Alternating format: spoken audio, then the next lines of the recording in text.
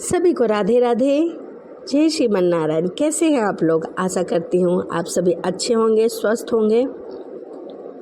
इसी के साथ आज हम सुनेंगे बैसाख मास की कथा अध्याय 10। तो आइए मन में माता लक्ष्मी और श्री नारायण का ध्यान करते हुए कथा को सुनते हैं। मैथिल बोला कि हे ब्राह्मण, आपने कामदेव की स्त्री रीत का चरित्र वर्णन किया और जैसा देवताओं को बताया हुआ और शून्य शयन का व्रत धारण किया वह मैंने सुना। अवश्य व्रत के धारण करने की विधि वर्णन कीजिए। इसमें क्या दान करना चाहिए, इसकी क्या विधि है, क्या पूजा विधि है, यह सब कृपया करके बताइए। यह सुनने की मेरी अभिलाषा है। यह सुनकर सूतदेव जी कहने लगे कि हे राजन, यह व्रत महापापों का नाश करता है। इसका नाम अशून्य शयन व्रत है। इसका विधान श्री हरि भगवान ने लक्ष्मी जी से कहा था, वह मैं तुम्हें सुनाता हूँ। इस व्रत के करने से देवताओं के देवता श्याम वर्ण लक्ष्मीपति जगन्नाथ संपूर्ण पापों के नाश करता प्रसन्न होते हैं। इस पापनाशक व्रत को किए बिना जो गृहस्थ धर्म में प्रवृत्त हो जाते हैं उनका सब करना निष्फल हो जाता है। हे राजन, श्रवण शुक्ल द्वितीय के दिन इस अशून्य शयन नाम के सर्वोत्तम व्रत को धारण करे। चतुर्मास में भी इसका पूजन करे और लक्ष्मी नारायण करे परायण के दिन जो भी पूजा करता है उनके सभी सुख प्राप्त होते हैं। फिर किसी ब्राह्मण को उपहार देवे, सोने अथवा चांदी की मनोहर मूर्ति बनवाए, पीताम्बर धारण करावे, सुंदर माला से सजावे तथा सफ़ेद पुष्प और सुगंधित द्रव्य से पुरुषोत्तम भगवान का पूजा करे। इसके पश्चात ब्राह्मण को शय्या दान, वस्त्र दान, भोजन दान कराए और ब्राह्मण और ब्राह्मणी दोनों को संग में भोजन कराएं, दक्षिणा दे पूजा करें। ऐसा नित्य प्रति 4 मास तक जनार्दन भगवान का पूजा करें। फिर मार्गशीर्ष मास में पूर्वोत्तम श्री भगवान की पूजा करें। रक्तवन हरि भगवान का रुक्मिणी सहित ध्यान करें। ऐसे ही चैत्र के 4 मास तथा हरि भगवान का पूजा करें। भूमि पर आसन बिछाकर सोएं और श्री नारायण की पूजा करें। चैत्र आदि मासों में सहस्त्र शीर्ष इस पुरुषुक्त के मंत्र से हवन करें। पंचामुख खीर धृत मालपुआ का भोग लगाएं। बीच में श्री कृष्ण महाराज की सोने की प्रतिमा दे, अंत में वाराह जी की चांदी की प्रतिमा दे। फिर केशव आदि नामों से ब्राह्मण का पूजा करें। श्रद्धा के अनुसार वस्त्र आदि देकर उन्हें विदा करे। ब्राह्मण को विधिवत पूजा करे। ब्राह्मण को भोजन कराए, दान मंत्र दे और उन्हें बहुत सारा धन देकर उन्हें विदा करे। इस शय्या दान से मेरी भी शय्या अशून्य हो, इस प्रकार भगवान से प्रार्थना करे और शय्या दान करे। इसके करने से भगवान जगन्नाथ प्रसन्न होते हैं। ऐसे भगवान के प्रसन्न से देवताओं को भी दुर्लभ कार्य की प्राप्ति होती है और अनेक प्रजाओं की वृद्धि होती है। इस कारण से जैसे बने यह व्रत अवश्य करना चाहिए। जो मनुष्य विष्णु धाम को जाने की इच्छा करता है उसको इस व्रत को अवश्य करना चाहिए। यह सुन राजा ने फिर सूतदेव जी से पूछा कि हे महाराज, बैसाख में छत्रदान करने का क्या महत्व है, यह भी मुझे विस्तार पूर्वक बताइए, क्योंकि बैसाख के कर्तव्य शुभ कर्मों को सुनते ही मेरी तृप्ति होती है। और पुण्यवर्धक राजा के ऐसे वचन सुनकर सूत जी बोले, हे राजा, मैं कहता हूँ सुनो। इससे कोई धूप व्याकुल महात्माओं को बैसाख में छाता दान करने से अनंत फल की प्राप्ति होती है। यहाँ मैं एक प्राचीन इतिहास सुनाता हूँ। यह इतिहास बैसाख में किए गए छत्र दान की पुष्टि करता है। सतयुग में एक हेमकांत नाम का बंगाल का राजा था। वह कुशकेतु का पुत्र बड़ा बुद्धिमान बलवान था। वह एक दिन शिकार खेलते हुए घने वन को चला गया। वहाँ अनेक प्रकार के मृग और शुकरों को मारता हुआ बहुत थक गया। दोपहरी में मुनियों के आश्रम में जा पहुंचा। उस समय शर्चित नाम ऋषि व्रत में मग्न समाधि लगाए ध्यान कर रहे थे। उनको यह भी मालूम न हुआ कि आश्रम में कौन आया। अंत में ऋषि ने राजा का उठकर सम्मान नहीं किया, ज्यों के त्यों निश्चय बैठे रहे। यह देख राजा को बहुत क्रोध आया और क्रोध के मारे उन्होंने उन्हें मारते हुए उद्धत किया। तब ऋषि के 10 सहस्त्र शिष्यों ने उसे रोका और कहा कि हे दुर्बुद्धि, सुन, हमारे गुरु समाधि स्थल पर है और उन्हें यह मालूम नहीं है कि बाहर क्या हो रहा है। तू क्रोध करने योग्य नहीं है। जब शिष्य ने ऐसा कहा तो वह बहुत क्रोधित हुए। हे ब्राह्मण, मैं थक गया हूँ, तुम्हारी यहाँ अतिथि सत्कार नहीं है। राजा के ऐसे वचन सुनकर शिष्य बोले, हम भिक्षुक बिना गुरु की आज्ञा के क्या करें? हम तो गुरु के अधीन हैं, तो हम अतिथियों की स्वागत अभी कैसे करें? शिष्य के प्रयुक्त उत्तर सुन राजा ने उन्हें मारने के लिए धनुष उठा लिया और बोले कि तुम्हारी दस्युओं और पशुओं से अनेक बार रक्षा की है। ये महाकृतज्ञ अपने ही बहुत बड़ा मानते हैं। इस प्रकार अत्यंत क्रोध करके धनुष से बाण छोड़ने लगा तो वह भागने लगे। उन्हें रोककर राजा ने उनसे 300 शिष्य मार डाले। तब डर के मारे शेष सभी शिष्य आश्रम छोड़कर इधर उधर भाग गए। फिर सायंकाल के समय राजा सब सेना को लेकर पुरी में आया। तब कुशकेतु ने अपने बेटे के दुष्ट व्यवहार को सुनकर बेटे की बहुत निंदा करके उसे पुर से बाहर निकाल दिया। हे राजन, क्षमाहीन पुरुष देश के शासन के योग्य नहीं होता। तब पिता ने उसे त्याग दिया। जब राजा हेमकांत बिल्कुल व्याकुल होकर वन में गहन करने लगा, जहाँ उसे उस ब्राह्मणों की हत्या सताने लगी, उस गहन निर्जल वन में बहुत काल गहन करता रहा और इधर उधर भटकता रहा। कभी पत्ते खाता तो कभी जल पीकर ही गुजारा करता था। जब वह प्राणों के वियोग में व्याकुल हुआ तब उसे 3 पुरुष दिखाई देने लगे, बड़े भयंकर यमदूत, जिनके सर पर बाल ऊंचे खड़े थे। राजा को डराने लगे। तब अपने कर्मों को सोचकर राजा मौन होकर उसी छत्रदान के प्रभाव से वह विष्णु भगवान का स्मरण करने लगा। तो विष्णु भगवान ने अपने महामंत्री को भेजा, क्योंकि उसने बैसाख मास में छत्र का दान किया था। बैसाख मास में धर्म से निहित हेमकांत की रक्षा करो। यह निष्पाप है, मेरा भक्त है, क्योंकि इसने मेरी पूजा की है। बैसाख का महीना मुझे बहुत प्यारा है, इसमें कोई संयंत्र नहीं है। बैसाख में छत्रदान करने से इसके सभी पाप नष्ट हो गए। कुशकेतु, राजा से यह भी कहना कि वह विष्णु भगवान की आज्ञा है। राजा को इस प्रकार समझा बुझाकर हेमकांत को पिता के पास पहुंचा दिया गया तथा अनेक प्रकार के सहस्त्रों से स्तुति करने उपचारों से पूजा की और भगवान विष्णु के पास श्वेत दीप को जलाकर राजा हेमकांत बैसाख मास के कहे हुए शुभ धर्मों को करता रहा। प्रतिवर्ष ऐसे धर्म करता जहाँ जिनसे विष्णु भगवान प्रसन्न होते ब्राह्मणों को दान दिया करता था और बहुत ही दयालु संपूर्ण यज्ञों में दीक्षित था। बैसाख के धर्मों से अधिक कोई धर्म नहीं।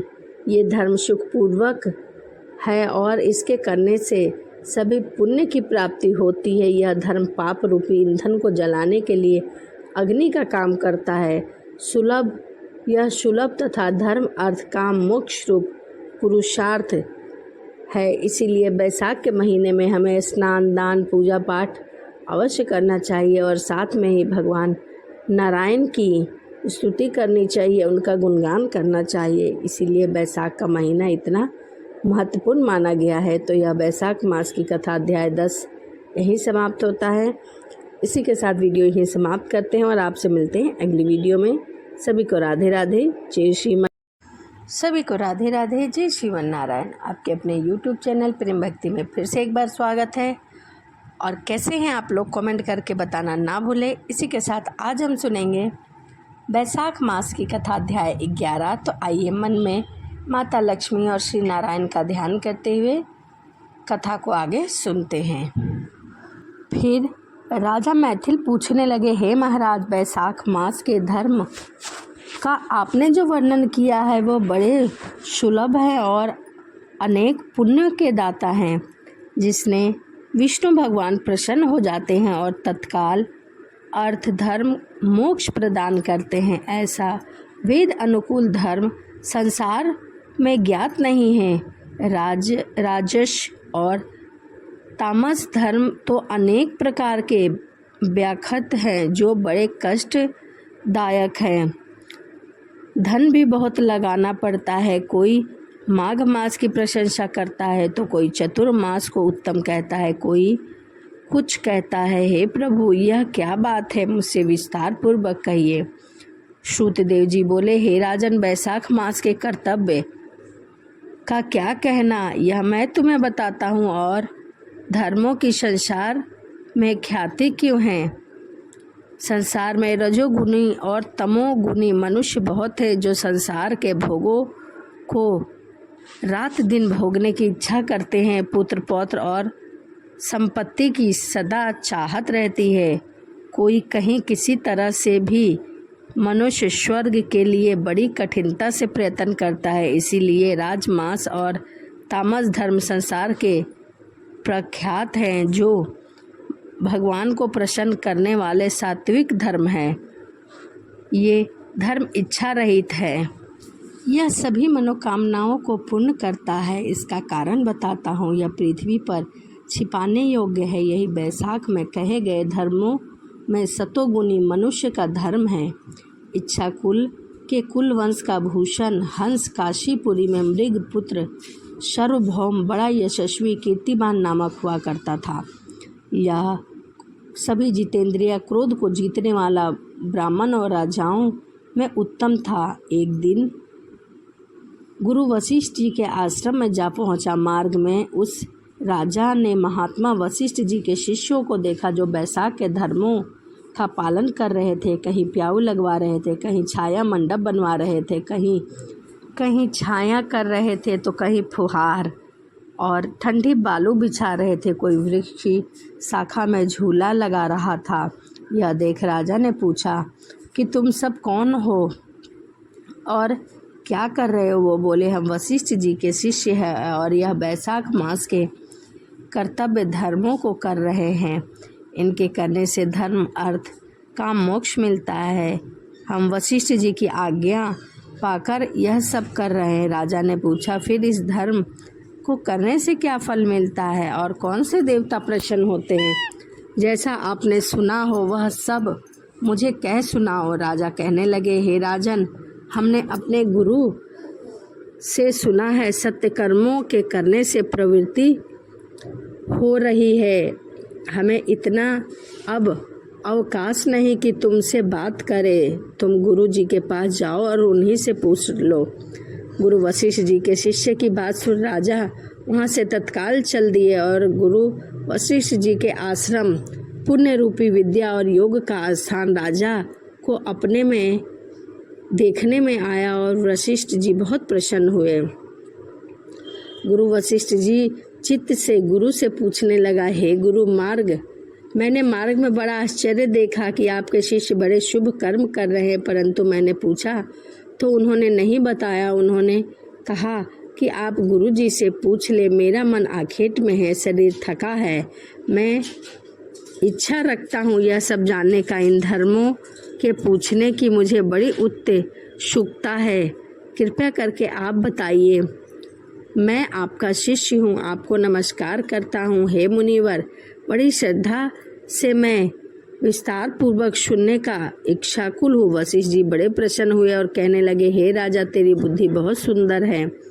जो विष्णु भगवान की कथा और धर्मों के आचरण करने में ऐसा प्रवृत्ति रखता है, ये तेरे पुण्य हैं। गुरु वशिष्ठ जी राजा से कहने लगे, हे राजन, जो प्रश्न तुमने किया है अब उसका उत्तर देता हूँ, तुम सुनो। यह सब करने से पाप दूर हो जाता है। जो सब धर्म छोड़ यह सब करता है, वैशाख में प्रातःकाल स्नान करता है, मधुसूदन भगवान की पूजा करता है और उनकी कथा सुनता है, भगवान उन्हें पुण्य देते हैं। और जिससे वैशाख को बिना स्नान या दान दिए खो दिया, वह इसी कर्म में चंडाल होता है। इसीलिए वैशाख मास में दान अवश्य करना चाहिए। लक्ष्मीपति जगन्नाथ संपूर्ण पापों का नाश करने वाले हैं। भगवान विष्णु का हमें पूजा करना चाहिए हे राजन। इसीलिए मधुसूदन भगवान को सदा भक्ति करनी चाहिए। और जैसे प्यासे मनुष्य को जल मिले तो प्याऊ लगवाने चाहिए, वृक्ष लगवाने चाहिए, यह सब कार्य करने चाहिए। वैशाख में जो धर्म करते हैं उन्हें सभी पुण्य की प्राप्ति होती है। इस प्रकार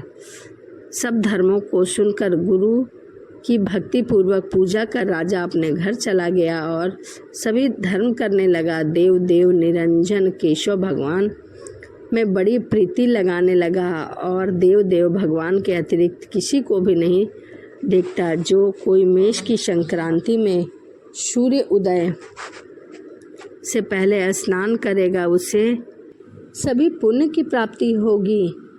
और पिता पुत्र भार्या या इष्ट मित्र कोई भी हो, वैशाख धर्म का संपादन न करेगा उसको मैं चोर के समान समझूंगा। और जो वैशाख मास का धर्म करेगा वह दानी होगा। गांव-गांव में एक एक धर्मोपदेशक ब्राह्मण नियुक्त कर दिया और 5-5 गांवों के ऊपर एक एक अधिकारी युक्त कर दिया गया, ताकि सभी लोग ऐसा कर सके। वैशाख में एक बार भी स्नान करने से प्राणी यमलोक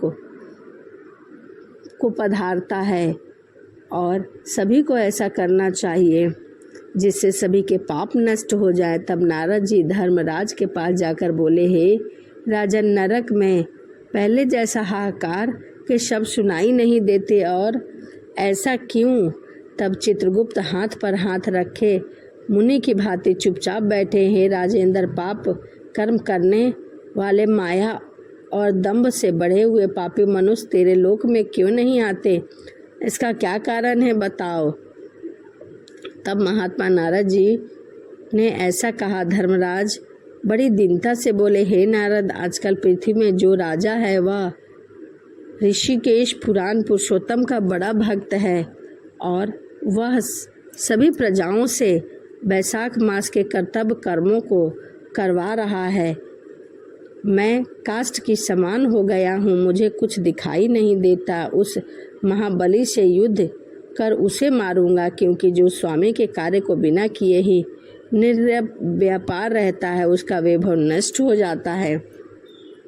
और इस प्रकार नारद जी से सलाह कर अपने सेवकों को यमलोक भैंसा पर चढ़ पृथ्वी पर आया, भीषण दंड उठाया, मृत्यु लोक जरा आदि सभी सेवकों तथा 50 कोटि यमदूतों को लेकर शीघ्र उस राजा की पुरी में आए और शंखनाद करने लगे, जिससे सब लोग भयभीत हो जाएं। तब राजा ने यह सुना कि यमपुरी में आए हैं घे, तब अत्यंत क्रोध कर अपनी सेना को सजाकर नगर से बाहर आए। उन दोनों में घोर युद्ध हुआ, जिससे राजा मृत्यु काल रोग यमदूत दूतों के स्वामी को जीतकर क्षण भर में चले गए। स्वयं यमराज बड़ा क्रोध कर राजा के सम्मुख आए, अनेकों बाण चलाया सिंहनाद करता हुआ। फिर तो राजा ने 3 बाणों से यमराज का धनुष काटकर फेंक दिया और यमराज ढाल तलवार उठाकर राजा को मारने के लिए आया। उन्हें अपनी ओर आता हुआ देखकर राजा ने क्रोधित हो उनकी तलवार काट दी और उनको ब्रह्मशस्त्र से अभिमंत्रित कर राजा के ऊपर छोड़ दिया, तो सब देखते ही रह गए। तब भक्तिमान राजा भयभीत होकर सदा अद्भुत भगवान के चक्र की स्तुति करने लगा। विष्णु भगवान के हाथ में आभूषण से सहस्त्र तुम्हें नमस्कार है, तुम्हें भगवान के संपूर्ण लोकों की रक्षा के लिए धारण किया है। विष्णु भगवान है महाबली, आज मैं तुमसे यमलोक मांगता हूँ, क्योंकि देवताओं के द्रोही मनुष्य के काल तुम ही हो और कोई नहीं है।